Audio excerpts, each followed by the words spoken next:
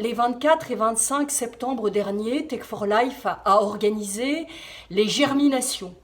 Pour nous projeter autrement, dans une reconfiguration, dans un réagencement de toutes nos manières de vivre, de produire, d'agir, d'échanger. L'inévitabilisme, c'est de dire finalement que des changements contre lesquels on ne peut rien, qui sont générés par une sorte de technostructure, vont émerger par eux-mêmes et finalement indépendamment des individus. Alors je crois que ce qu'on va faire ici pendant ces 2 journées et plus largement, c'est refuser et trouver d'autres voies que l'inévitabilisme. On va trouver des moyens d'abandonner ces structuralités, il faut en sortir. Des moyens d'investir massivement et structurellement pour régénérer le capital naturel. Des moyens de réfléchir à des gouvernances for purpose vraiment créatives, et je vais en citer une juste après.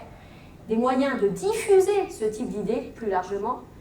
La redirection est techniquement impossible sans renoncement, c'est-à-dire qu'il va falloir ouvrir un horizon fondamental de renoncement à des pans entiers de notre économie et de nos infrastructures et de nos systèmes techniques, etc. Il faut développer des méthodologies, il faut développer l'interdisciplinarité. C'est pas trivial, culturellement, on n'a pas forcément des biologistes dans toutes les entreprises, et pourtant si on veut se reconnecter au vivant, ça veut bien dire à un moment donné qu'il faut retisser des liens de connaissance avec le vivant.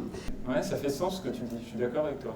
Et puis on va régénérer le vivant, en ayant des égards ajustés vis-à-vis des autres espèces qui nous entourent. On va réapprendre à s'émerveiller, à prendre soin et à considérer. Et puis, par tous les moyens, on va se bouger. Avec vous, n'est-ce pas ? Ouais. C'est pas tant une affaire de génération qu'une question de conviction. Plaidoyer citoyen auprès des politiques, réinvention de la démocratie en entreprise et en société, mobilisation citoyenne, création d'alternatives sobres, viables, joyeuses et accessibles à tous. On a tant à inventer. Sur un certain nombre de produits, le plastique a plus vocation, le plastique compostable a plus vocation à retourner au sol qu'à être recyclé. Malheureusement, comme vous le savez sans doute, tous les plastiques ne sont pas recyclés, et pour certains, loin s'en faut. Et non seulement ils sont pas recyclés, mais parfois on les retrouve en terre, et notamment quand on fait la collecte des biodéchets, quand on fait la collecte des déchets organiques, quand on fait du compost qui a un sens pour retourner au sol et qui justement régénère le sol, parce qu'il faut quand même savoir que sans la biodégradabilité, sans le retour au sol des matières organiques, le sol ne se régénère pas. La seule façon de régénérer le sol, c'est de faire retourner la matière organique au sol. La DGEC, donc la Direction Générale de l'Énergie et du Climat, a mis en place une méthodologie pour reconnaître la réduction de gaz à effet de serre et ensuite essayer de monétiser en fait, ces réductions de gaz à effet de serre auprès de parties prenantes. Typiquement les collectivités, les industriels qui veulent compenser volontairement en fait, leur bilan carbone. Et donc du coup, l'agroécologie, c'est un modèle qui est non négociable.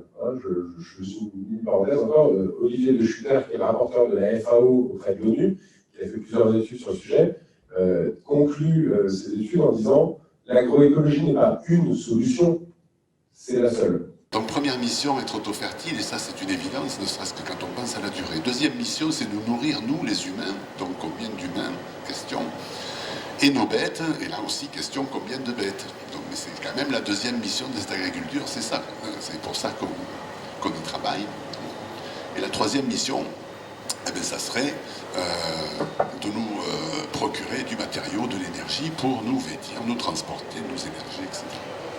Souvent, la conversation revient sur la dette. Mais si on regarde plutôt comment on va, non seulement, au lieu d'être punitif, de voir c'est quoi qu'on va ajouter pour remplir peut-être cette dette et même avoir un impact positif, là c'est quelque chose qui est une dynamique qui peut entraîner les gens. De déplacer l'idée de commun comme une ressource, c'est-à-dire quelque chose qui serait à extraire dans une perspective extrêmement anthropocentrée, vers quelque chose qui serait de l'ordre de l'attention aux relations. Et donc déplacer de l'idée de commun à commoning, c'est dire avant tout les communs, c'est prendre soin de la qualité de nos relations et voir les communs comme un mode de faire. Donc ça, c'est une notion qui me paraît intéressante pour nous. L'issue par où sortir de la bouteille à mouche, qui est le capitalisme dans lequel nous sommes aujourd'hui, c'est changer les normes comptables. Il y a une vraie émergence d'une vision européenne versus une vision assez anglo-saxonne, si on veut être très schématique, qui est en train d'établir quelque chose en disant il y a des choses à préserver, il y a en fait des coûts, il y a une structuration des coûts derrière. L'investissement, ça doit être un investissement sur cette base-là, et la finance doit être orientée vers des flux réels qui doivent servir à couvrir des coûts nécessaires pour atteindre ces préservations. Pas encore de candidat, mais ça peut bouger peut-être vite en fait. C'est pas que ça veut rien dire, c'est que ça va pouvoir dire quelque chose. C'est une question de dynamique. C'est une question de dynamique. Nous, ce qu'on a proposé sur l'écolabel, en l'occurrence, c'est de dire qu'il faut absolument avoir des pourcentages de verts qui sont cohérents avec la situation actuelle du marché et les faire évoluer dans le temps. C'est-à-dire dire, voilà, aujourd'hui, on va appeler vert un produit qui a 30% de vert selon la taxonomie, et puis on annonce d'emblée que dans 2 ans, ça sera 35%, dans 4 ans, ça sera 40%, et ainsi de suite. C'est-à-dire qu'on donne une trajectoire. Nous tous, on croit que c'est quelque chose d'hyper neutre, la comptabilité. Ce n'est pas neutre, c'est un point de vue politique. Jacques Richard le dit très bien, c'est un point de vue politique. La comptabilité, elle a évolué avec qui avait le pouvoir. Et quand vous lisez ça, moi en tant qu'expert comptable fiscaliste, ça m'a changé ma façon de voir mon métier et la comptabilité. Pourquoi CARE? C'est la dernière question, puisqu'en fait, effectivement, on veut commencer à compter sur d'autres types de capital.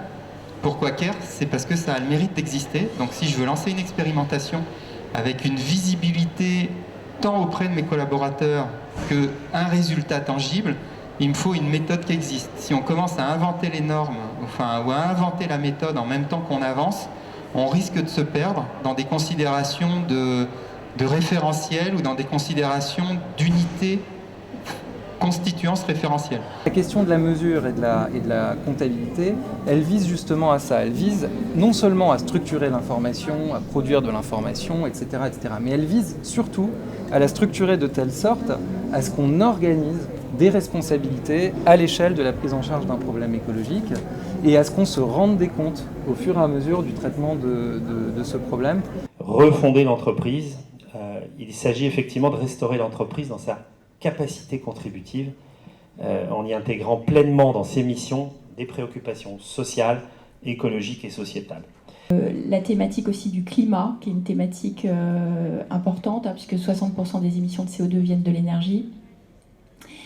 Donc on est contributif en ce sens qu'on a les solutions, qu'on doit les développer, qu'on doit faire les investissements par rapport à ça, qu'on doit être au plus près des territoires pour intégrer la dimension sociale, sociétale, être en lien avec les territoires par rapport à ce qu'ils souhaitent.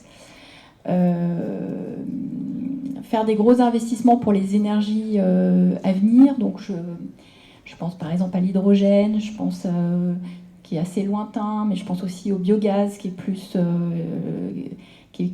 proche et qui demande pas mal d'investissements. Ces nouveaux modèles économiques pour les clients, il faut les rendre désirables, il faut les rendre moins chers. Donc c'est ça en fait le vrai levier pour accélérer la transition, c'est que pendant très très longtemps on a dit le développement durable, oui il faut le faire, mais c'est plus cher. Il y a une cinquantaine d'années, l'entreprise était négligeable en termes d'influence par rapport aux nations. Aujourd'hui, certaines entreprises sont bien plus puissantes que les nations et ont surtout une influence qui a un impact beaucoup plus important. Donc, c'est deux principes simples qui sont de dire le modèle économique doit adresser une forme de rareté qui existe dans notre écosystème. Et deux, les acteurs majeurs de cette transition sont les entreprises, font que c'est le modèle économique de l'entreprise qui est appelé à se réformer. Et au fond, il faut éviter le biais monétisation, le biais qu'est-ce que ça me rapporte. Et très souvent, les entreprises rentrent dans ce sujet en disant la biodiversité, qu'est-ce que ça me rapporte de m'en occuper? Voilà, c'est le sujet de la valeur. Que le principe du désastre écologique aujourd'hui se trouve dans les moyens de production, c'est-à-dire se trouve dans l'appareil productif. Le Code du travail ne mentionne pas l'impératif écologique. Aujourd'hui, la relation entre les formes du travail et les relations professionnelles et la question écologique n'existe pas dans le Code du travail. Donc c'est aussi un de nos objectifs, c'est de générer un engagement, une stimulation des salariés un petit peu partout sur le territoire.